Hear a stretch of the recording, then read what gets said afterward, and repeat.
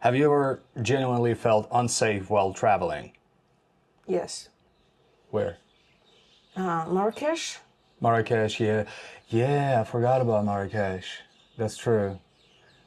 I think we almost got into a fight. Well, I almost got into a fight there.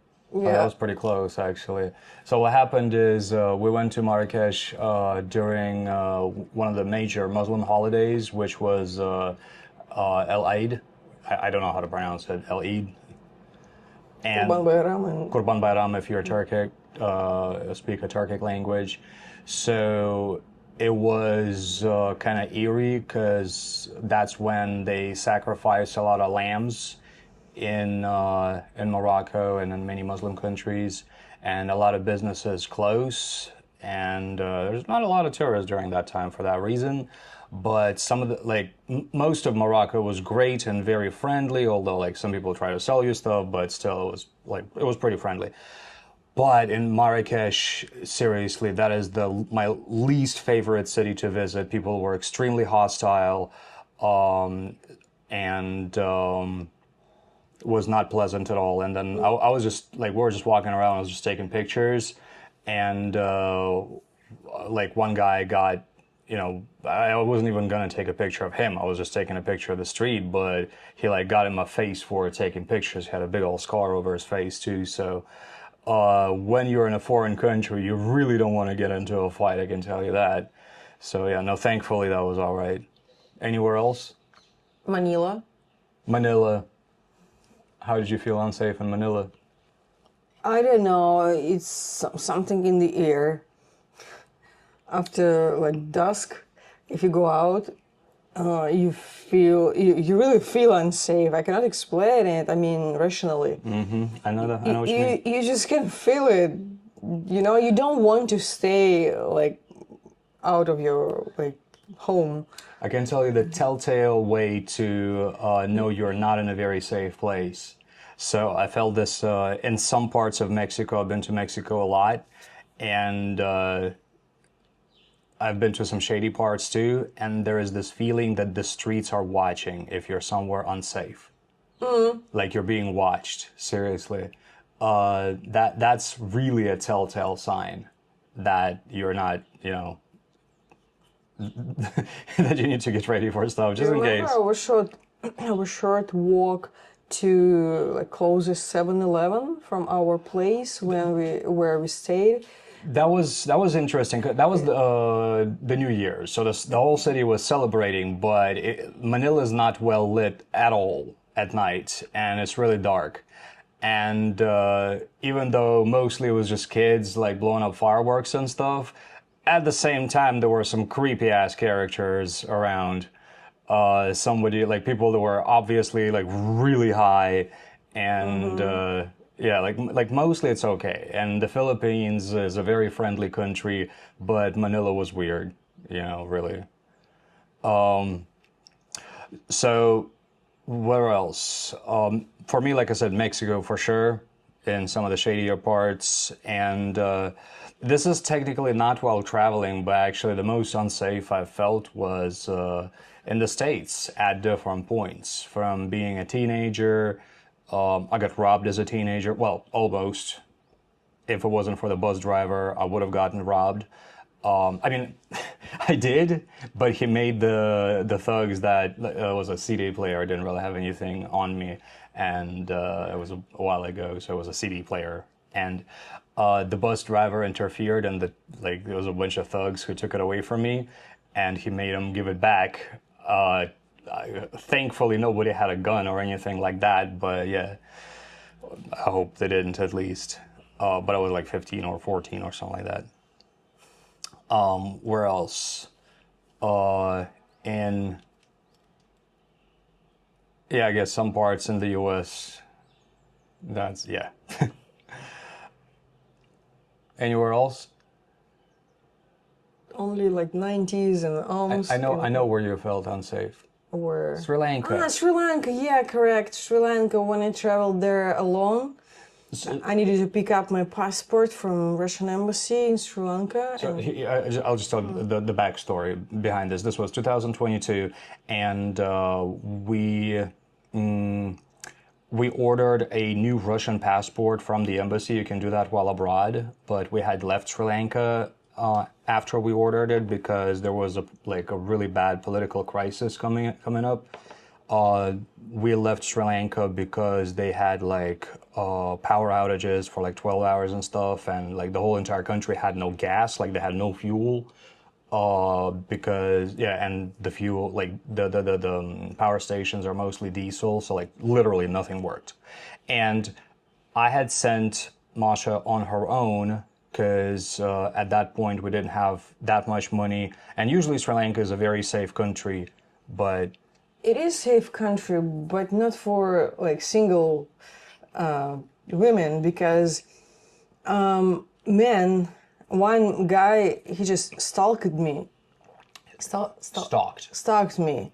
Really, he could pop up in random places, and I want to speak Russian with you. I don't want to speak Russian with you. I don't want to speak you at all. Any language. Just stop following me. And I didn't want to be rude, because if you rude with the man, you don't know, you're not responsible for his reaction, and I really felt bad and unsafe. And what saved me is a bicycle, so I could tell about the line of tuk-tukers. It's a hard one.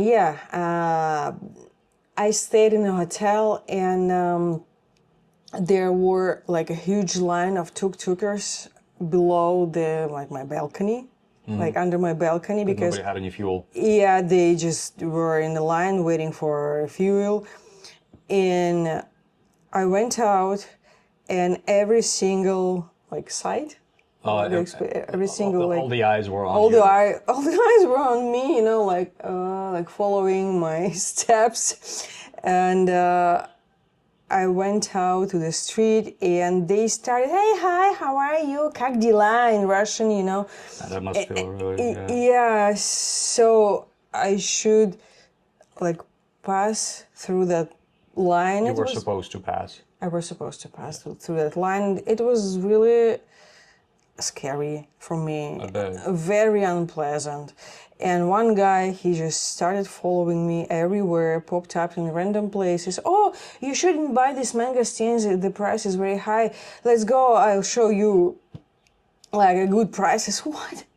I didn't ask you to go with me to help me with buying fruit, etc. And and then I asked for a bicycle from The reception. And this helped me a lot, because I could pass this line very fast. So it was. Yeah, I remember telling you to get a bike. I just really tried not to go out, really from my hotel. Yeah. I remember we called each other a lot. Yeah, I really when this guy popped up in random places during one day, I just really I came back home, and I really were crying for 4 hours, because it's just, what the fuck, I just can't go out, and go where I want. Sri Lanka, it really is a safe place, but if you're a single woman, it sucks. This is not the first time I hear that, your story. I mean, of course, obviously I was involved in it. And this is not the only experience we had. One time we were followed, actually, Masha was followed by a guy in a car. We were riding our bikes. We are pretty avid bicyclists. We try to ride, pretty much wherever we are. But Masha kind of went ahead of me, and some dude started following her in the car. So I caught up, and I gave him a look, and he was smiling, driving a car behind Masha. And then when I popped up, suddenly his smile just disappeared for some reason. He turned around and retired. Even we were with our friend, a female friend in Sri Lanka 2 years ago. And this is from a guy that we thought was like safe, and he was kind of, I mean, not like friend, but like a good acquaintance of ours, and he was the manager of one of the hotels that we stayed in. I wanted to say a different story, but yes, this is Oh, also true. I mean, which one? we went to the shop to buy fruit, and she stayed out in the street because she didn't feel well. And yeah, like What one happened? guy approached her and started like Oh, I don't remember that. conversation. Yeah, yeah, in Villigama. And what did he do? What did you feel unsafe? What? Did you feel unsafe? Me? We were we were with you in the shop. She told me that after we finished our shopping, she stayed out Oh, okay. I thought you waiting were for together. us. Okay, okay. Yeah, waiting for us.